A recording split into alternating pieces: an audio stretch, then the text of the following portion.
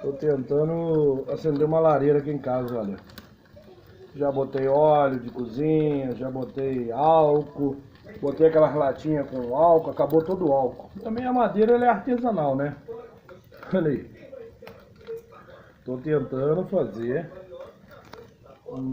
esquentar a casa, né? Aqui na Suíça brasileira. Muito difícil esse momento, né? De esquentar a casa. Tô lá vendo Matilda, né? Retrô. Olha lá. Estou tentando ser feliz aqui. A minha família foi para casa da minha sogra, meus filhos, descansar a semana de aula, né?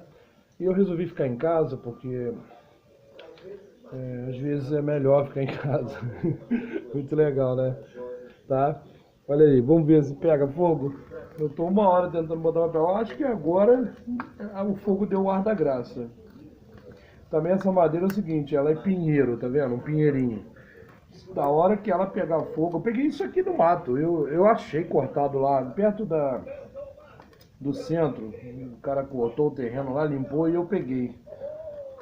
E depois de tantas latas ali, depois de tanto disse-me-diz, quase um vidro de óleo de cozinha, um óleo que estava lá velho, o bom é ter óleo velho.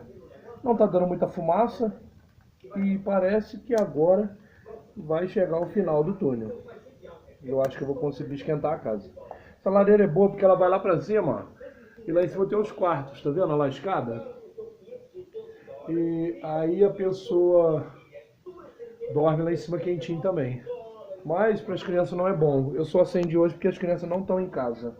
Se eles estivessem em casa eu não acenderia. Eles estão com tosse. Estou acostumado lá com a região dos lagos.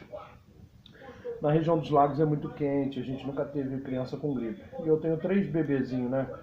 E eles sofrem muito com se acender essa lareira com fumaça. Esse dia eu acendi e tive que lavar a lareira e tudo mais.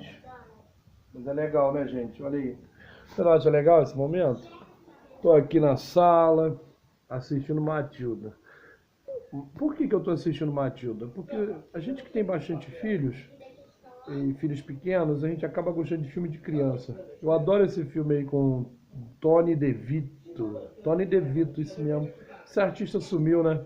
Ele fez o filme com Tira da Pesada 1, 2 e 3. Ele